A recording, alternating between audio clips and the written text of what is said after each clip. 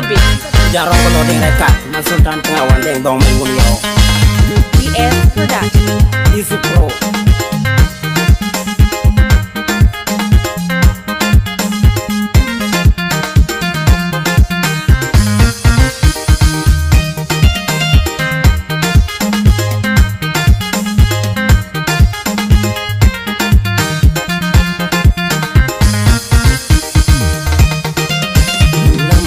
Tông bên, Quran chia tông bên, Chàng chia tông bên, Boy chia tông bên, Tiel chia tông bên, Tiel ran jam nguen, Quran tiel ran je jam, Nom chia tông bên,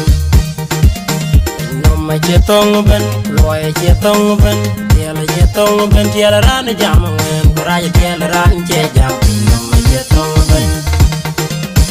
Dai tông kamen kai lwel be chawo jere rin ning ka patien. Chida ye tonga wa ma ngoi chawo jere menin ga patien ate kai ja madre na wi ba koi ke loy tiela je tonga ben loy je tonga ben liawa je tonga ben tiela je tonga ben tiela ran jam ngoi ra tiela ran je jam no ma je tonga ben a chen yer ka je wal ja ko kudun na chin bukang riel na ki ye chol tiel a chen yer ka je wal ja ko moy Kudun na chin bukang jage na kiye chola liap a chen nier ko jen wal cha koy Kudun na chin bukang riel na kiye chola luo Chin gede de nier ran nen mier bio ti ka moy ne yi dom tiel Chin gede de ben niar te dole ti ka moy ne yi dom tiel Du bi ya ting de no na yuk cha bab chiru pin ka domine tiel